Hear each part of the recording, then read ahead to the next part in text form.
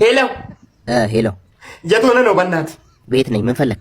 ወይም የሆነ ግጥም ጻፍኩ የሚያስለቅስ።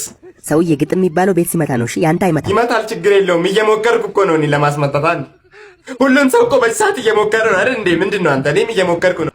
ደግሞ ባይመታስ መፍቶ አንዴ አንተ ባይመታ መፍቶ አይደል እንዴ ይለኛል። ወይኔ ስማኝ፣ ርዕሱ በፍቅር ማዕበል ውስጥ የተዘፈቀች ነፍስ ምንኛ ያማረ ነው። ፍቅር አይጨክንም። ፍቅር ሩህሩህ ነው። ፍቅር ለሰው ያስባል። ፍቅር አይቸኩልም። ፍቅር ስለሱ ስንቱን ላውራው። ፍቅር በቃ ኧረ አንተ ሰውዬ ግጠም ፕሊዝ ግጠም።